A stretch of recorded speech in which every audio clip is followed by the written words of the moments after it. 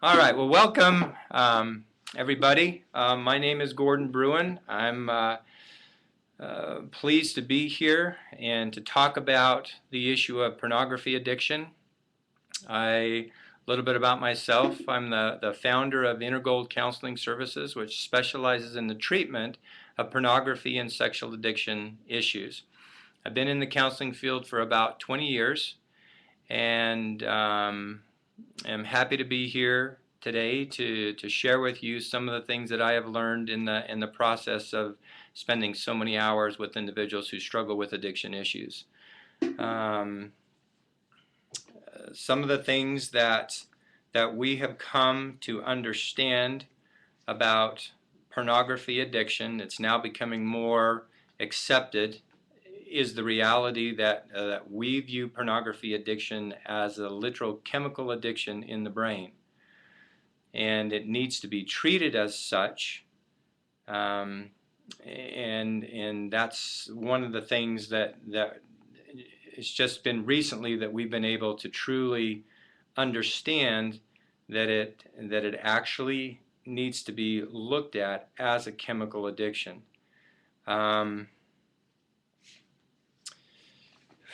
So much information to share with you. I just want to read a brief email from an individual that we are associated with. Some of the things that we offer here at InnerGold and here locally, I'm coming to you live from Provo, Utah.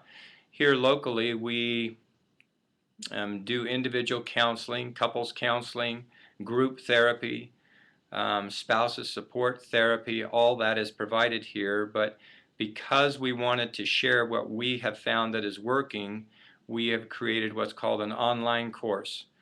It's a 30-day online course. It's an educational course.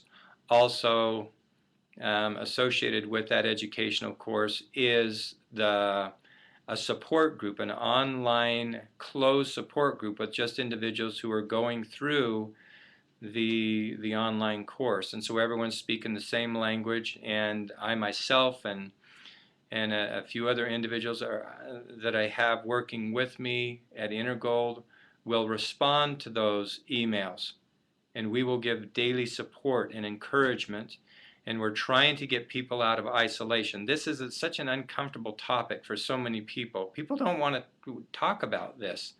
It's there's a lot of shame associated with it, and yet it's very common for me when I'm talking to someone and tell them, well, I'm a professional counselor. This is the type of stuff that I do, that I'm specifically working with those who are struggling with pornography and sexual addiction. It's not uncommon at all, for them to come in and shut my door and say, can I just talk to you for a minute? Whether it's a coworker, a friend in the community, because of the pervasiveness of pornography, there is hardly anyone nowadays that is not influenced or affected by it.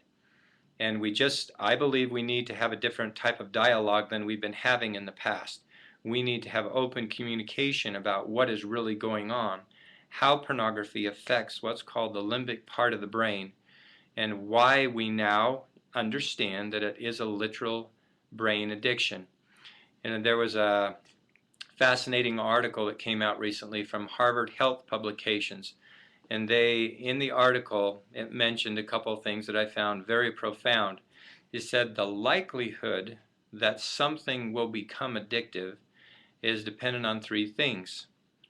And let me back up just a little bit to explain that when I say that pornography addiction is a chemical addiction, let me just show you a little picture here. I'm not sure if you can see this that great or not, but this is a blow up of a brain cell. Okay, our brain works in concert. There's a combination of an electrical and a chemical signal that takes place. Inside of our brain, we have a natural built-in pharmacy with little chemicals called neurotransmitters. One of these neurotransmitters that is a huge issue with addiction is called dopamine. And this is how our brain works. So there's a combination between an electrical signal that will come down what's called the axon and hit what's called these little vesicles with neurotransmitters in it, and it will flood what's called the synaptic gas, and this is where the gap, and this is where the chemical reaction takes place, and then these little chemicals fit into receptor sites, and then the message is transmitted. This happens constantly throughout the day for each of us. Now, the challenge again is with this chemical called dopamine. Dopamine is the chemical of I've got to have more of it.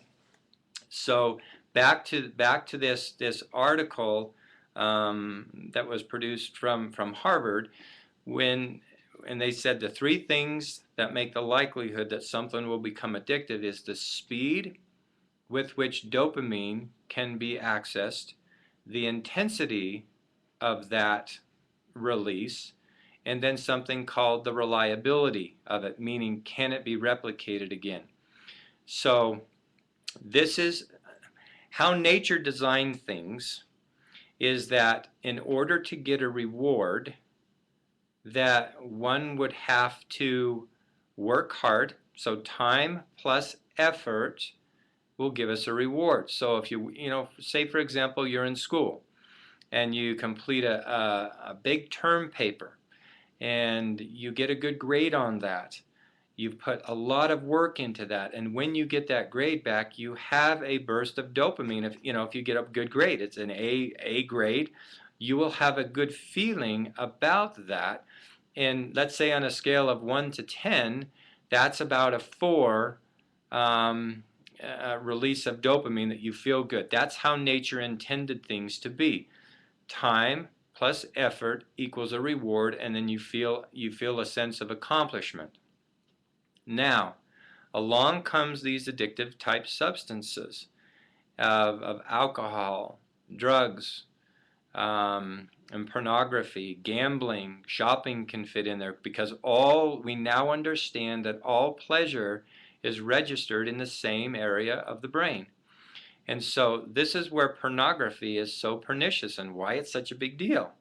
Because when one views pornography, the speed with which dopamine is released far surpasses anything that can happen in the natural world by working hard, exercising or something like that to get an even close feeling, and it wouldn't even match that. You'd need to go exercise for an hour to get those endorphins going. And the intensity of that release on a scale of 1 to 10 is up to around a 9 or 10, and the reliability is that what happens when someone views pornography and acts out, there's another little chemical in the brain released called glutamate, and that hooks to a certain part of the brain called the hippocampus, which is in the limbic system, which is the primitive part of our brain, which is associated with memory.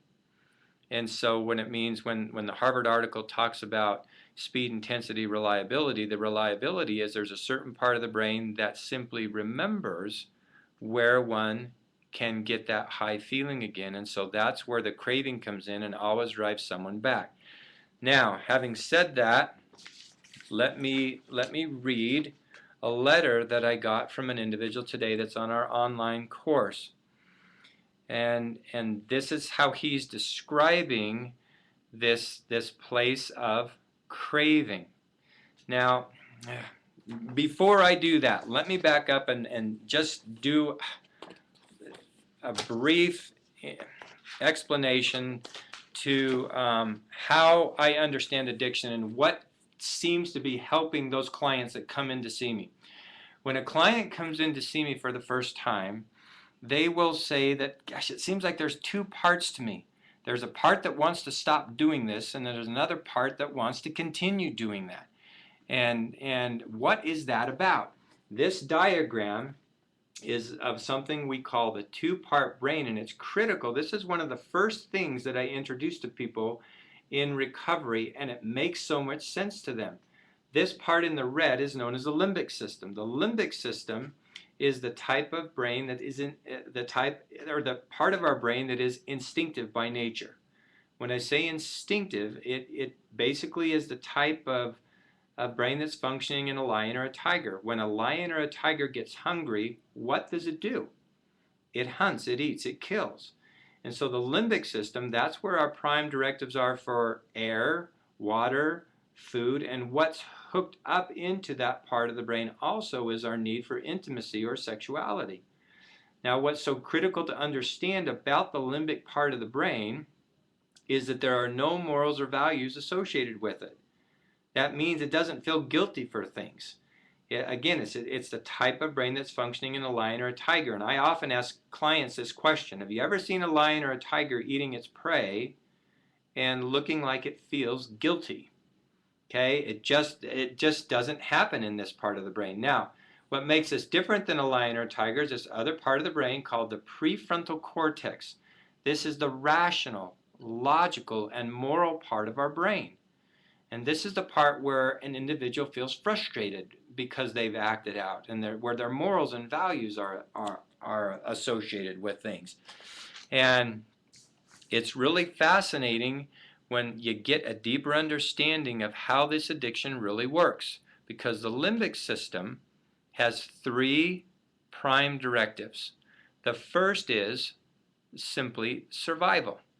Its job is to keep us alive, and it's very good at doing that. It does that by following the prime directive number 2 and 3, which are to avoid pain is number 2, and to seek pleasure is number 3. So the 3 prime directives of the limbic system again are survive by avoiding pain and seeking pleasure. And that all originates from this amoral, unconscious part of ourselves, and that's why we cannot stop the cravings and the triggers from coming from time to time, and why we introduce individuals to something called the language of recovery. There needs to be a new language understood and taught in order to be able to deal with this. And one of the books that we use is called The Language of Recovery, where it introduces individuals to 5 important keys. And hopefully, we'll be able to go over those if we have enough time in this broadcast. Okay, so back to this individual's email this morning to me, and this is commonly what we get.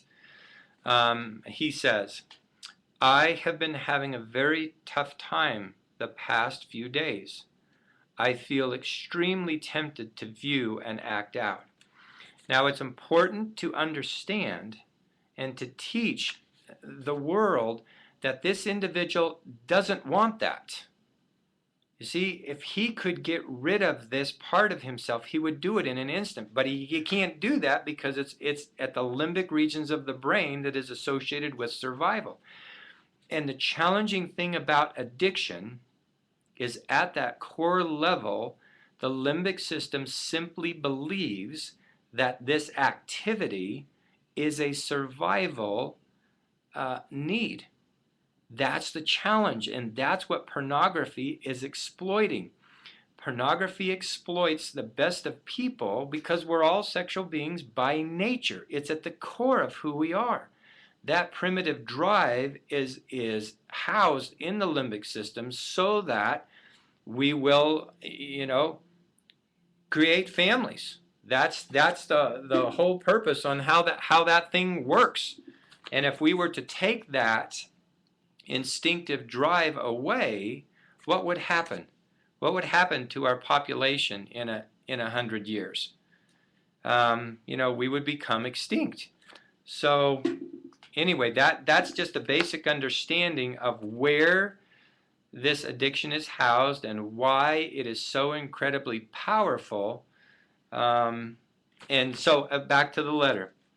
The feelings of wanting to view are so intense that I literally feel like I don't have any other choice but to give in. I know that it's not true, but this addiction is so strong that the smallest things in my everyday routine, such as colors, words, people, or many other things, pull my mind into an intense preoccupation on material that I have viewed in the past and that I know I could access again. Again, that's back to the reliability part. There's a part of his brain, the limbic, he knows that if he goes back to that material, he can get that same intense burst of dopamine. The feelings of addiction are so very real and nauseatingly strong. Interesting choice of words, nauseatingly strong. Maybe that is the best way to phrase it. In all actuality, I feel nauseous with temptation, and I'm trying to get through the day without giving in. I would appreciate any encouragement. Thanks. And so we respond to him and give him encouragement, saying, hang in there. This is a part of the craving of the addiction. This is what the limbic system does. And that's where we talk to them and introduce to those in this process of recovery to what's called the language of recovery. And in the language of recovery, we focus on 5 very powerful keys. And there's a depth and breadth to these keys that, as we mention them at first sight, they have a tendency to go, oh yeah, I can understand what that means. But as years go on and individuals continue to practice these keys, then they start to understand what it requires to get into healthy recovery. It's no simple process, and it requires a lot of commitment and work. But I want to also read another email that I received this morning also, first from someone who is further along in the process. That first email I just read you was from someone who started the recovery process not more than 2 weeks ago. This other individual has been in the process for over a year. And read his email, or listen to his email. Good morning, guys. Today, I'm feeling highly charged sexually. In the principle of awareness and mindfulness, which are a couple of the keys in the language of recovery, what we call keys 3 and 4, I accept the fact that sexuality is a part of being. Acceptance is the first key in the language of recovery. Yet, I can choose how I channel that energy. Yes, I could fixate my attention on sex, conjure up images in my mind, and act out on that. But I also know from past experience that will only leave me feeling empty and withdrawing from real connection with other people. As I sit with this energy and desire flowing through my being, I am reminded that this energy can be transmuted or poured into other areas. One of the things we talk about in the recovery process and in the Language of Recovery book and in the InnerGold treatment manual is the law of sexual transmutation, meaning that you can literally take one form of energy and transfer it into another form and use it for creative and positive purposes. Sexuality is our life force. And when we kind of in the way we've been taught about this stuff in the past is that sexuality can be a dirty thing, a bad thing, and we fight against it and we push it down. You can either do that or you can become totally liberated in it, and then you have people on the other end who are producing pornography, eat, drink, and be merry, and what's the big deal? I mean, you need to be liberated and express yourself like this. But what we've come to understand is that there is a middle way that is far better than either of those other 2 ways, because you can't push it off and deny it completely. That creates addiction. When you deny the reality of human nature, it simply, looks at it as a survival thing, and it will come and overpower one. And that with the drug that's available nowadays, it's very, very difficult to deal with that. And and at the other extreme, like I said, you can just shut off kind of your moral valve and go and do whatever you want to do. But my experience is that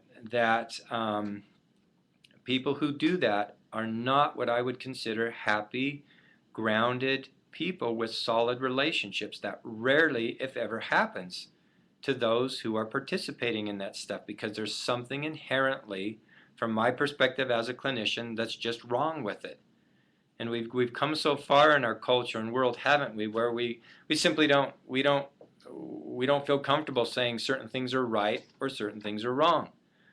I, as a clinician, am very comfortable saying viewing pornography is wrong. It's not a good thing. It doesn't help people. It doesn't help relationships. It's an illusion of connectedness, but it drives people further apart. Anyway, back to this email of how this individual is learning to deal with the reality of these cravings. As I sit with this energy and desire flowing through my being, I'm reminded that this energy can be transmuted or poured into other areas. I find that my personality is much stronger and I feel much more alive. I'm focusing on where and how I can channel this energy to tackle the many challenges of my life, financial, relationships, etc. I want to stay on this path because I know that self-indulgence only leads to feelings of weakness, emptiness, loneliness, and depression. I can do without that, thank you very much. Even sharing this with all of you helps me to be more decided. I know this is the right thing to do. For all of you who are feeling beat up and down on yourself, I know all too well what you are going through. Remember that feelings pass, better days are ahead, starting with today. It all begins with where your mind is focused and doing small and simple things. Cheer up. You're in great company of men who understand and are getting healthier in mind day by day. And this is the type of dialogue that we are seeing with individuals in our groups. And I love the statement by Margaret Mead, the cultural anthropologist, who says, "Never doubt that a small group of thoughtful and committed people can change the world. Indeed, it's the only thing that ever has."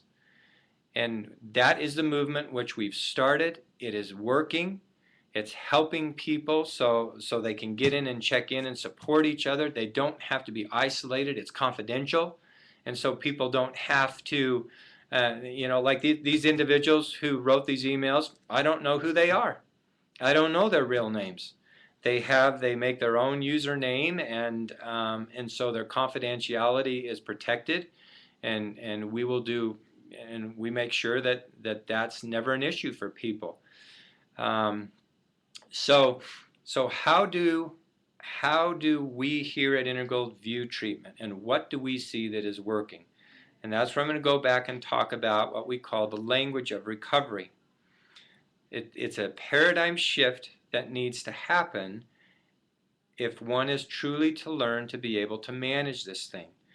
And I like the word manage in a healthy way, or to be in the maintenance stage of recovery, rather than using the term overcome, because overcome to me connotes that you reach this final place, this final resting place where you don't need to ever worry about it anymore. You're finished, you're done. It's like completing a program. And we now know that, and this is changing from the national level on down, we're moving towards what's called recovery-oriented systems of care. And that simply means that this is a lifetime issue. We need to be able to provide support and encouragement to individuals throughout a lifetime. So we've spent years in this field understanding that someone graduates from a treatment program, and then what happens? Does that mean they're cured? With these powerful addictions, with substance abuse and now this latest one with pornography addiction, the tendency to relapse or slip is very high because of just the nature of how this thing works. That's why what we've created here at InnerGold is what's called a system. It's a lifetime support system. Once someone gets engaged in the online course, they're hooked to the course forever. They can come and check in. We give them support. We give them encouragement. And as you saw this individual in this last email, he's starting to speak the language. In that email, he talked about acceptance and awareness and mindfulness. And very briefly, the 5 keys to the language of recovery are, number 1 is acknowledgement or acceptance. That simply means that we've got to do a much better job of just accepting the reality that there are certain things that will be triggering from time to time, and there's nothing that one can do about that. When one tries to fight that reality and deny it, what they're doing is fighting the primitive limbic regions of the brain, which simply makes the addiction, it adds fuel to the fire, so to speak, and it increases the craving mode. So in this first email I read, this individual is reaching out for help, which we encourage them to do, which is a wonderful sign, because usually when you get in this heavy craving mode, the limbic system kind of shuts off the prefrontal cortex, and then one just goes into acting out. So it required great strength for him to be able to get on and say, I'm having a horrible time with this. I'm feeling highly triggered and highly tempted. And so we were able to give him some feedback, and then he responded to that saying, thank you. Okay, play the tape all the way through. What's it going to be like after a slip happens? You've been there before, and it's not gonna produce anything positive for you. And so he's able to continue to be in this process of managing this craving attack, which every addict has to learn how to do as time goes on. And that leads us to the second key in the language of recovery, which is called surrender. Surrender is one of the most challenging concepts to teach in the recovery process. It really is something that needs to be experienced rather than one can teach another person. It kind of goes with the serenity prayer that basically it says, God grant me the serenity to accept the things I cannot change, the courage to change the things that I can, and the wisdom to know the difference. So the surrender, as we try to teach our clients, is you cannot fight this the way that you are used to fighting it. You can't crush, kill, and destroy it once and for all. And oftentimes when people come into my office for the first time, that is what they say they want. I want this thing out of my life forever. I am ready to do whatever it takes. And I have to say, okay, we need to do some education. I need to help you to understand how your brain works and why you can't get rid of it forever. That you're going to have to learn its language, and you're going to have to learn how to manage it, and you absolutely can learn to be 100% sober, but it's going to take work and commitment and an incorporation of what we call these keys in the language of recovery. So the second key is, again, what we call surrender. It's like one of the analogies that we use is it's like you're in the boxing ring with Mike Tyson or another great boxer. It's not likely that you're going to defeat him, or as a matter of fact, it's impossible for most of us to beat him in a boxing match. And when we go to war with our limbic system from our willpower alone, from the prefrontal, that's in essence what we're trying to do. I will crush, kill, and destroy you. I will manage you. You will not. I will not give in. I will not surrender. That's typically what people will say. Well, you can do that, or one can do that for a while. But unless one truly understands the language of recovery, eventually that thing will come and just knock you out. That's what I've seen over and over again. That's the hundreds of stories that I've heard this process repeat itself, which led to the development of the keys in the language of recovery. And the third key is something we call awareness. So our quest is to increase people's awareness of the present moment, learning to live in the present moment. And even that is not a true descriptor of it, because there's no such thing as the present moment, right? Because this one little moment we have right here, well, I just said that and it's already gone. So it's learning to be fully engaged in the flow of life that we call the present moment, which just means we need to be aware on a continual basis of how we're doing physically, emotionally, spiritually. What's going on in our relationships?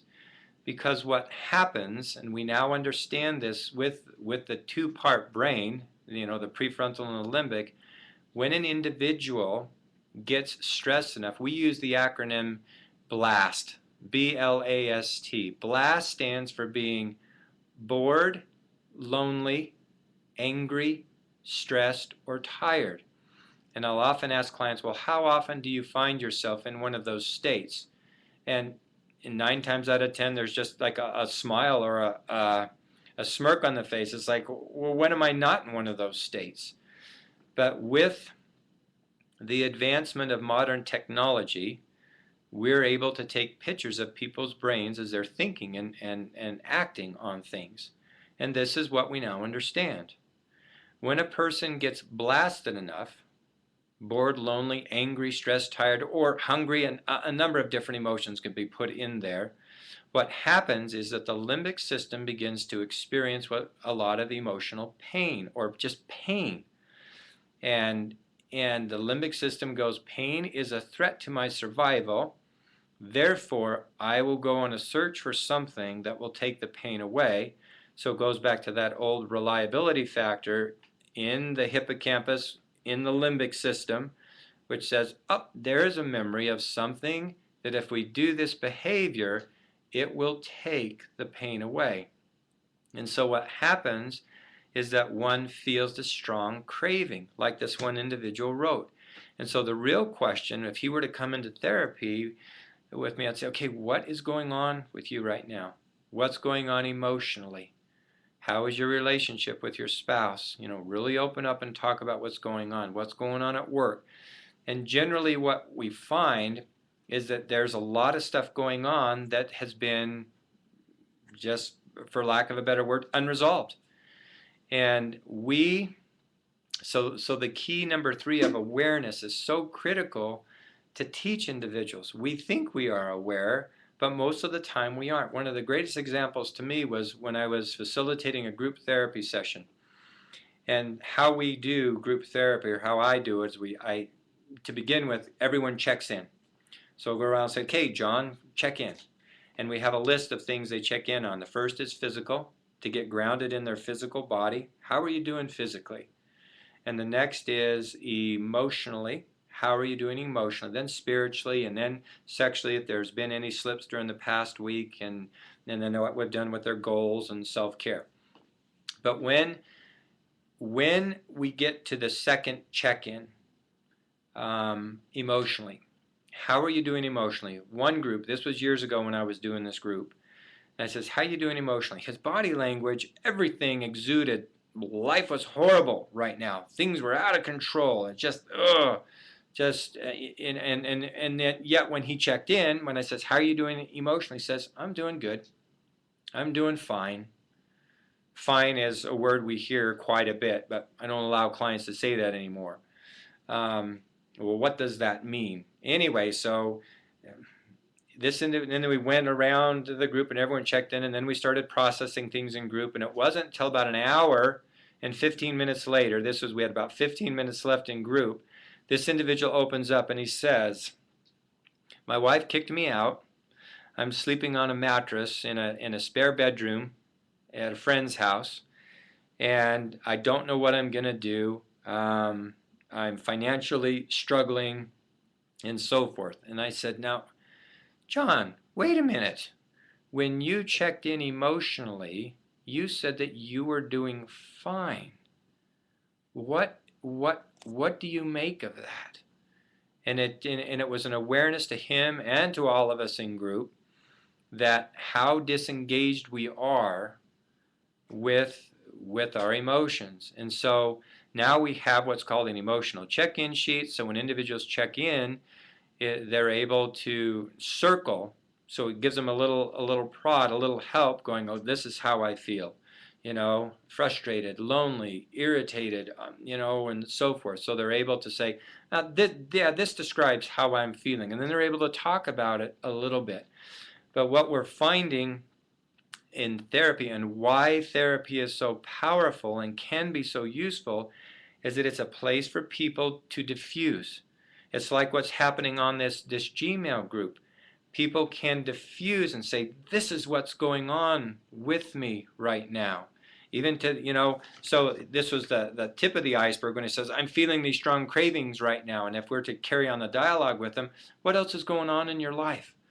And what do you need to do to be totally and completely responsible to meeting those challenges and issues head on? One of my favorite all-time books is by Scott Peck.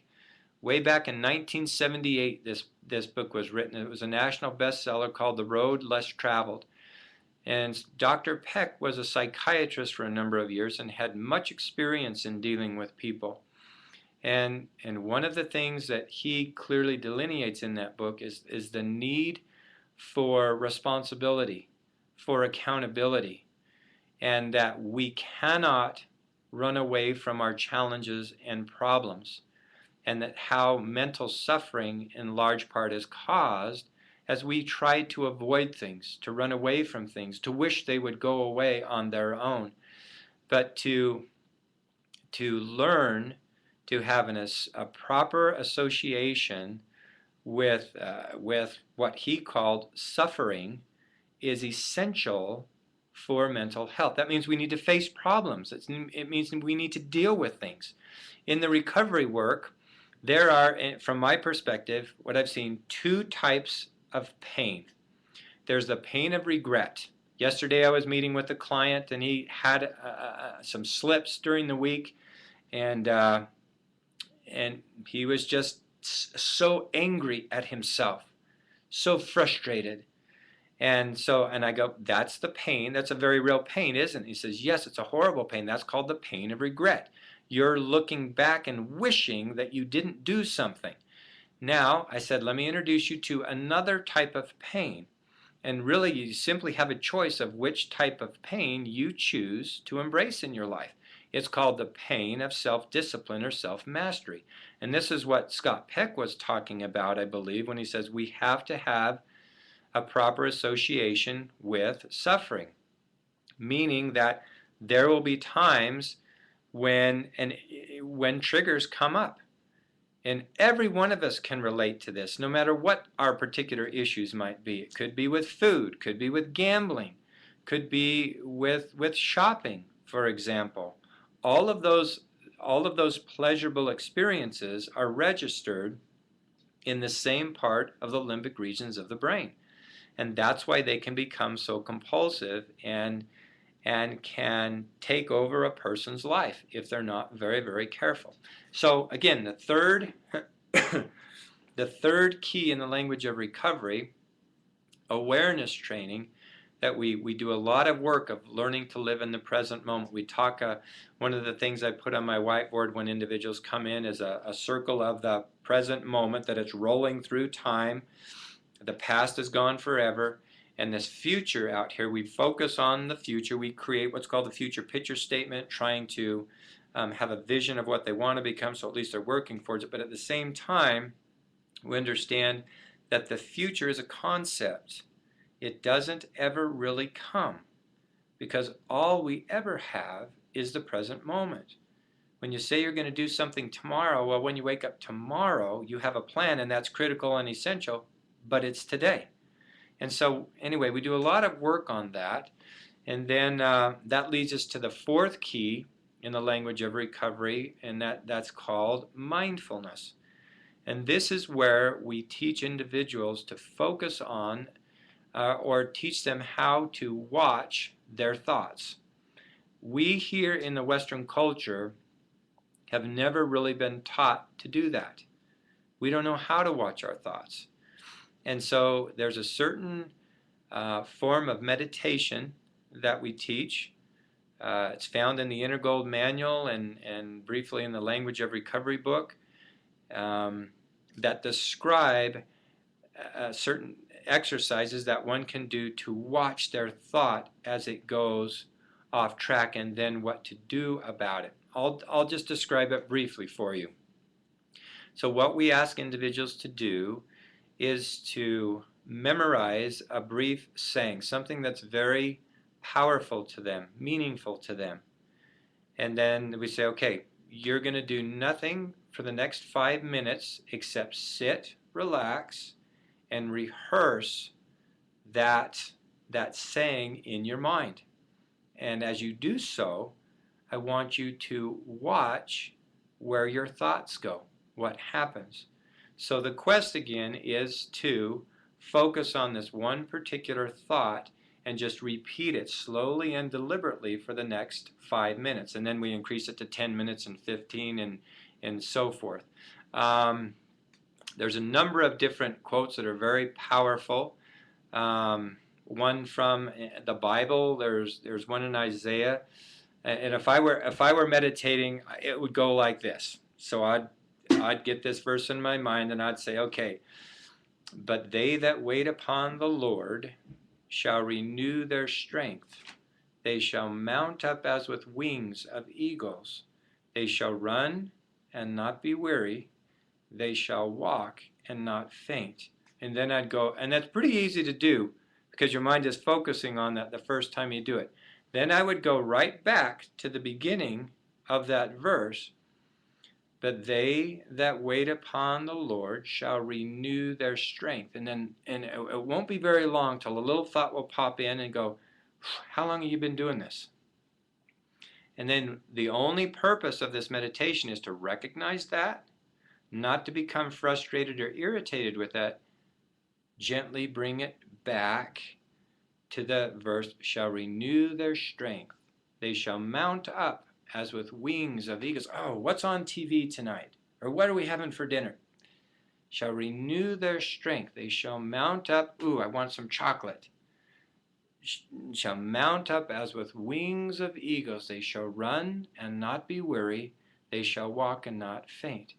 But they that wait upon, and so you do this just for a period of 5 minutes. Now, I would encourage anyone that's listening to this to try that. After you're done watching this presentation or program, go try that for 5 minutes. It may seem very easy to do, but it's very, very difficult and very challenging to do.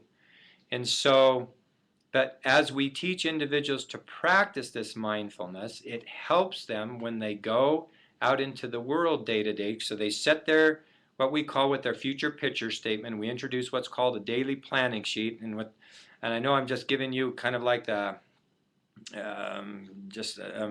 so many things I'm leaving out in this brief period of time, but we help individuals create what's called a daily planning sheet. At the top of that daily planning sheet is something called a future picture statement. And then they set small and simple goals every single day in relation to that future picture statement. In essence, what do I need to do today? A small and simple measurable thing that will help me achieve or get closer to this place, this future picture statement that I have for myself. And at the bottom of the daily planning sheet is something called the lessons learned section, where we're teaching them to check in with themselves, to be more aware and accountable. And if they've had a bad day, it's not about beating yourself up. It's about being accountable and responsible. It's also not about condoning the things that have happened if you've had a bad day or some slips, but it's being accountable and responsible. And with encouragement and support, continuing to pick yourself up and move forward. We've got to get away from looking at pornography addiction as a moral issue. At the very core of it, yeah, there's morality, and that's why it's so difficult, but this is an addiction. It's like telling a heroin addict to just stop using heroin, just stop it. Or an alcoholic, stop drinking. Just stop it. It has subverted certain brain functions, and that's why we have to treat it as such. It's really a medical condition. We don't have any medications at this time that can truly take care of cravings and all of that. We have to learn to manage those things, but that's where the language of recovery comes into play, and that's where it leads us to the fifth and final key, is just a belief or a faith that these principles can truly help me, help one become stable and sober consistently. and have a good, happy life. Um, just aware that, and again, back to the acceptance, we're not going to do away with pornography. You know, last night I was presenting on a webinar, and one of the participants in the webinar, she wrote and says, "What?" She says, "I'm so angry about this pornography. What can be done?" And it's really a challenging issue that we face. We here at InnerGold are totally committed to doing whatever we can to educate people to the reality of this addiction. I wish that our legislators would become more aware and mindful of what's going on, and to understand the reality that this is actually an addiction. And to have this stuff available online that is right now is absolutely, it's unhealthy, it's frightening, and the images are, what I have heard from individuals is that what they are seeing, or in other words, the potency of the drug has reached unbelievable proportions. It's like it leaves nothing to the imagination. And I had one individual, a wonderful young man, get in contact with me last week, 18 years old. He committed early on. I understand people have talked to me about pornography. I'm not gonna participate in it. I'm not gonna look at it. Well, 18 years old was his first time that he had an experience with it. He was just online doing some stuff and, playing some games, and then boom, something came up. And it was so powerful that he grabbed onto it, and then he felt so horrible that then he says, well, I've already done it, and and that's how the limbic part of the brain works. It's very subversive anyway. And then he went off and viewed pornography for a few hours. And that process, when he was done with that, because of the images that he saw were so disturbing, that he was contemplating suicide. His issues were these: I need to reach out and get help, and he happens to be someone in my community that he knows me, knows what I do. He says, I've got to go talk to this guy or I'm going to commit suicide.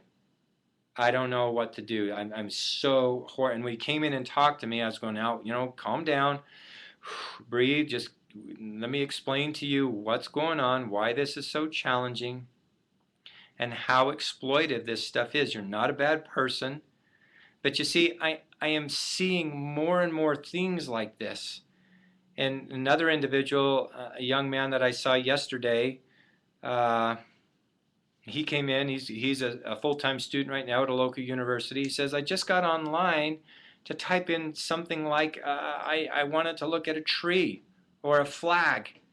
And he typed that in, and boom, and there was a pornographic picture associated with some of that, with some of those images. So again, I wish that there was, and maybe it's just going to take some grassroots efforts to continue to educate. More people are going to have to be harmed by this stuff, and enough people angry to speak out and do something. But it's not an easy thing to deal with. I mean, there's been a lot of work done back in Congress and trying to get people to take this seriously, but got to understand that the pornography world, they have the highest paid lawyers, they have the most money behind them, and it's just not likely that something's going to be done. That's why what we've chosen to do here at InnerGold is simply to reach out and provide support to those who want it. But we need to do a better job of educating people before they get wrapped in the addiction. An ounce of prevention is worth a pound of cure. And the problem is the average age of exposure now to pornography is approximately 8 years old. And an 8-year-old doesn't know how to deal with this stuff. When they see images, the type of images that are out there, it's traumatizing. It's literally creating a form of PTSD for many individuals. The problem is that you can never fully get away from it. And it's like this one individual who's a student. He's going, well, all my trigger's the computer, but all my work's online. All my tests are online, and I can't get away from the reality of that. And so I just think we just need to do what we're doing. Just me being here on this radio program today is positive. What we do at InnerGold is monthly webinars. We, again, have created an online course for those who are caught in the addiction, and will continue to be creating other things, trying to get more prevention stuff out there. I know there's other wonderful programs out there. One's called Fight the New Drug, where they're an organization that I'm familiar with that goes around and does presentations at high schools around the country, where they do educational type things just to warn individuals. The challenge is that most individuals are addicted even at 12, 13, 14 years of age. That's how powerful this stuff is. So anyway, I hope that information has been useful. Would encourage any of you that come across this video to log on to InnerGold.com and participate in our free monthly webinars, where it's live, where we can do chatting with you. And I know on my end here, unfortunately, I can't see the chat going on, but I know that I've got another individual, Tony, who's hopefully online and would be able to answer some of those chats, or Don will be able to figure out a way, if you have questions, to get those to us, and we'll be glad to do whatever we can to try and answer those for you. So again, thank you for taking the time to watch this, and hopefully it's been helpful.